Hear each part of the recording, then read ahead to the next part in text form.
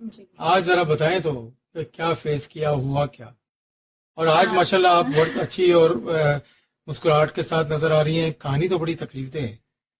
Thank you so much doctor صاحب. پہلے تو آپ نے میرا اتنا اچھا انٹروڈکشن کرایا.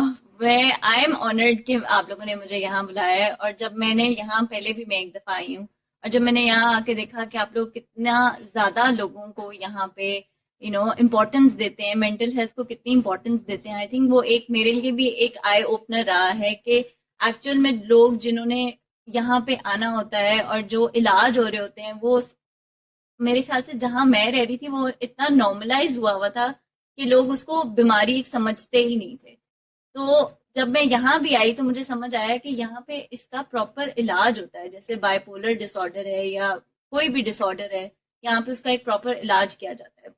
تو کہانی میری کچھ ایسی ہے کہ میں ایک ایسے ہی شخص کے ساتھ رہ رہی تھی، زندگی گزار رہی تھی. میں نے 8 سال گزارے ہیں اور میں نے بہت کوشش کی کہ جیسے ہر لڑکی کا ہوتا ہے کہ اس کو کہا جاتا ہے کہ اچھا ٹھیک ہو جائے گا، اچھا مار پیٹ کرتا ہے لیکن چلو کچھ اور تو نہیں کرتا، شراب تو نہیں پیتا یا کوئی اور غلط کام تو نہیں کرتا. لیکن بات یہ کہ وہ اس کو ایک بیماری نہیں سمجھتے تھے. وہ پورے گھر کا ماحول اسی طرح کا تھا کہ مار پیٹ ہوتی تھی، گالی گلوچ ہوتا تھا، لیکن اس کے بعد موڈ اس طرح سے چینج ہو جاتا تھا میرے شوہر کا.